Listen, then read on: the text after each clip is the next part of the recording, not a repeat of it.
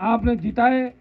मुझे याद है जब मैं जिला परिषद का पहला चुनाव लड़ा था तभी यही वो वार्ड था जहां से आपने कांग्रेस पार्टी को हराया था, जबकि कांग्रेस का गढ़ था और मुझे जिता के जिला परिषद के अंदर भेजा था। लेकिन मैंने भी आपके वोट के सम्मान का ध्यान रखा, बड़ी से बड़ी ताकतों के खिलाफ लड़ाई लड़ी, संघर्ष किया। मुझे अच्छी तरह याद है जब 2013 के अंदर पूरे मारवाड़ में भारतीय जनता पार्टी की लहर चली थी, उस समय खींवसर के नौजवानों ने, किसानों ने मुझे वसुंधरा की छाती में मूंग दलने के लिए 2013 के अंदर भेजा था, निर्दलीय जीता था। और 13-14 के बाद इस प्रदेश के अंदर मैंने तय किया कि मैं मेरे भाइयों के लिए लड़ाई लड़ूंगा, इस देश को कर्जे से मुक्त कराऊंगा, इस प्रदेश को फ्री बिजली, टोल मुक्त राजस्थान, सशक्त लोकायोग, जवानों को रोजगार, इस बात को लेकर हुंकार रैलियां 13 से 18 के बीच नागौर और बाड़मेर की जो रैलियां थी, उन्होंने देश के जवानों, किसानों के अंदर जलजला ला दिया। एक नई क्रांति की शुरुआत हुई। कर्ज माफी के आंदोलन को अगर हवा मिली तो नागौर बाड़मेर की किसान हुंकार रैलियों से कर्ज माफी के आंदोलन को देश के अंदर हवा मिली। मध्य प्रदेश के किसानों ने सीने पे गोलियां खा के इस आंदोलन के अंदर आहुति दी। और भाइयों, आज देश की हर पार्टी किसान के कर्ज माफी की बात करती है। वो दिन दूर नहीं जब देश के, प्रदेश के किसान का कर्जा माफ होगा और हर घर के अंदर दिवाली होगी, गरीब किसान के घर में दिवाली होगी। जब 16 लाख करोड़ का कर्जा देश के किसानों का माफ होगा, जब धन्ना सेठों का कर्ज माफ हो सकता है तो किसान का कर्जा माफ क्यों नहीं हो सकता? इस बात को कहने के लिए आपने मुझे लोकसभा के अंदर भेजा।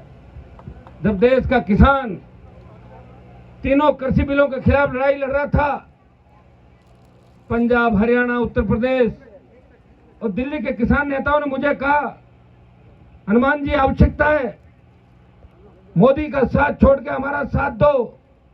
मैंने उनको कहा कि राजस्थान ने देश में कभी नेतृत्व नहीं किया किसान राजनीति का।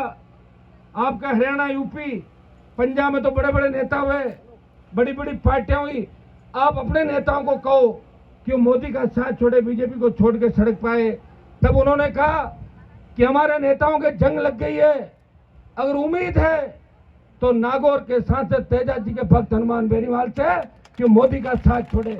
मैंने एक पल नहीं गमाया, परोसी हुई थाली को ठोकर मारी और 70 दिन सड़क पे इस जयपुर दिल्ली राष्ट्रीय राजमार्ग को, जो गुर्जर आरक्षण आंदोलन के समय जाम नहीं हुआ था, मैं बैठा और 70 दिन उस ठंड के अंदर सड़कों पे बैठा रहा। किसानों का कर्जा माफ हुआ। जब सेना को ठेके पे दे दिया तब देश का एकमात्र सांसद छोटे भाइयों की लड़ाई लड़ता रहा और अग्निवीर योजना का विरोध किया। जोधपुर में 2 लाख जवानों की रैली करी, इस पूरे राजस्थान को जगाया और मैंने आह्वान किया कि किसान आंदोलन का नेतृत्व पंजाब ने किया है, लेकिन जवानों का आंदोलन का नेतृत्व राजस्थान का जवान करेगा। और इस दिशा की ओर मैंने मोड़ा और बल दिया। उसका परिणाम है कि सरकार ने कहा कि 25% अग्निवीर की जगह हम 50% को रखेंगे, 50 को वापस भेजेंगे। आप थोड़ी हिम्मत रखना, वो दिन दूर नहीं जब सेना का सम्मान भी होगा और अग्निवीर व्यवस्था को हम खत्म कराएंगे। भाइयों, जब देश की पहलवान बेटियां न्याय के लिए जंतर मंतर में बैठी थी, वो हरियाणा की बेटियां थी। कायदा तो यह था कि हरियाणा के किसान नेता पहले आते, यूपी के किसान नेता पहले आते, पंजाब के पहले आते, लेकिन उन बहनों को न्याय दिलाने के लिए अगर पहला भाई कोई गया, वो नागौर का सांसद हनुमान बेनीवाल था, जो पहलवान बेटे को न्याय दिलाने जंतर मंतर में गया। उस बाहुबली के छक्के छुड़ा दिए, चालान कराया और लोकसभा से बाहर करा दिया। अब की बार भी आपने देखा होगा, जब विनेश को ओलंपिक में नहीं खेलने दिया तो लोकसभा के अंदर कोई विनेश के लिए जूझ रहा था, वो जगदीप धनखड़ नहीं जूझ रहा था, हनुमान बेनीवाल उस किसान की बेटी के लिए लड़ाई लड़ रहा था। आपको हर उस चीज का ध्यान रखना है। लोग आते हैं वक्त निकलने के बाद, लोग आते हैं जब बात चली जाए। हमें इतिहास को याद रखना है, हमें याद रखना है जब हम तकलीफ में थे तब हमारी लड़ाई कौन लड़ रहा था। जब हमारी तरफ उंगली उठी थी, उस उंगली को काटने के लिए कौन खड़ा हुआ था सबसे पहले? कि किसान भाइयों की तरफ उंगली उठी तो उंगली को काट देंगे।